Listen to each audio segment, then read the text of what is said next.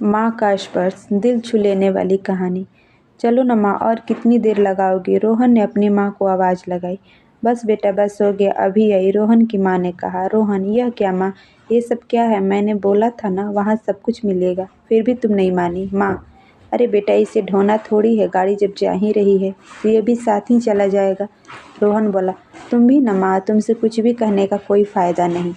माँ के हाथों से खाने का टिफ़िन अपने हाथ में लेते समय रोहन को माँ के हाथों का स्पर्श कुछ अजीब लगा।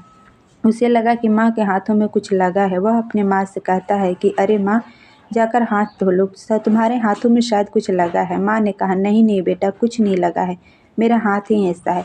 थोड़ी ही देर में वे शिमला की सैर को निकल पड़ते हैं। आज बहुत दिनों बाद रोहन को ऑफिस से 3 दिन की छुट्टी मिली है, जिसका आनंद लेने वो अपने भाई बहन और अपनी माँ के साथ शिमला जा रहा है।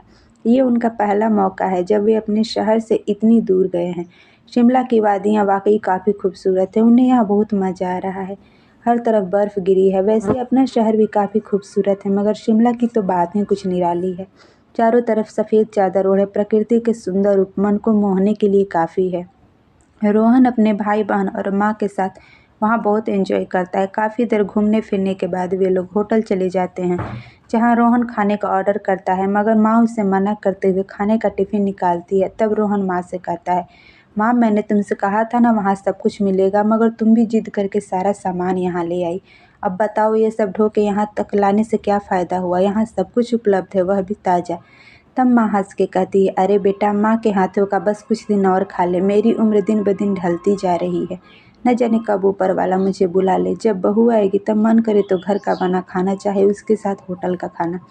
माँ, हम यहाँ छुट्टियाँ एंजॉय करने आए हैं और तुम यहाँ ये सब बेकार की बातें लेकर बैठ गई। क्या ये सब बातें करना यहाँ ज़रूरी है? अरे नहीं नहीं, बस यूँ ही मुँह से निकल गया। रोहन को मिले छुट्टियों के 3 दिन बहुत जल्द ही ख़त्म हो जाते हैं। अगली सुबह रोहन अपने भाई बहन को वापस चलने के लिए जगाने लगा। चलो चलो, होटल खाली करने का समय हो गया है, घर नहीं चलना है क्या? अभी तक घोड़े बेचकर सो रहे हो? सभी उठकर जाने की तैयारी करने लगे। तभी उन्हें पता चला कि रात को काफ़ी बर्फबारी हुई है, जिसके कारण यहाँ के सारे रास्ते बंद हो गए हैं। अब तो बर्फ़ छँटने के बाद ही यहाँ से जाना संभव हो सकेगा। इस खबर को सुनकर रोहन को बहुत गुस्सा आता है, क्योंकि उसे तो बस 3 दिन की ही छुट्टी मिली थी। अब अगर उसने एक दिन भी ऑफिस पहुंचने में देर की तो उसके पैसे कटने शुरू हो जाएंगे। रोहन को परेशान देख उसकी माँ उसे समझाने लगी कि बेटा, ये सब हमारे हाथ में नहीं है, इसमें नाराज़ होने से कोई फ़ायदा नहीं, थोड़ा इंतज़ार कर लो, सब ठीक हो जाएगा। धीरे धीरे 1 हफ्ता बीत गया, मगर बर्फ़बारी रुकने का नाम नहीं ले रही थी। बर्फ़बारी के बीच चल रही ठंडी ठंडी हवाएं, जो कभी रोहन को गुदगुदा रही थी, अब मानो उसे चिढ़ा रही हो। वह यहाँ से निकलने के लिए बेचैन हो रहा था, परंतु चाह कर भी वह कुछ नहीं कर पा रहा था। उसके भाई बहन बाहर मौसम का मज़ा लेते, खूब मस्ती करते, और वो होटल के कमरे से बार बार बाहर झांकता और दीवार पर अपना माथा पीट लेता।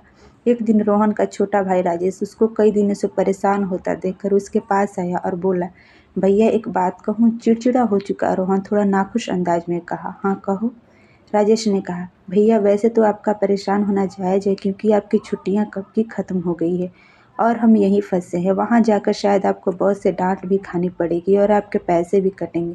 मगर क्या आपने कभी इस समस्या के दूसरे पहलू को समझने की कोशिश की है? रोहन ने कहा, तुम क्या कहना चाहते हो, सीधे सीधे कहो। राजेश ने कहा, यही कि आपके सामने जो परेशानियां खड़ी है उसका निश्चित रूप से एक अच्छा मकसद भी है। क्या आपने कभी माँ के हाथों को देखा, उन्हें स्पर्श किया है? दिन रात हमारे लिए काम करते करते उनके हाथ बिल्कुल कठोर और खुरदुरे हो गए थे, परंतु यहाँ 10 दिनों से कुछ भी नहीं करना पड़ा। यहाँ उसे खाना बनाने के, बर्तन मांजने की ज़रूरत ही नहीं। यहाँ सब कुछ होटल से ही मिल जाता है। इन 10 दिनों में माँ के हाथों को बहुत आराम मिला है। अब वे पहले की तरह सख्त और खुरदुरे नहीं, बल्कि मुलायम हो गए हैं। आपकी ये एक्स्ट्रा छुट्टियाँ चाहे जितनी परेशानियाँ खड़ी करें, परंतु जाने अनजाने में आपने माँ को जो सुख दिया है, उसे माँ के हाथों के स्पर्श को करके आप खुद समझ सकते हैं। अपने छोटे भाई की बातें सुनते ही रोहन एक स्टैचू बन चुका था। राजेश की कही बातें शायद उसके मन की गहराई को छू लिया था। वो समझ गया था कि माँ के स्पर्श उसे अजीब क्यों लगा। दोस्तों, ये कहानी आपको कैसी लगी कमेंट में बताइए, और इस कहानी को लाइक शेयर करें और हमारे चैनल को सब्सक्राइब करें। धन्यवाद।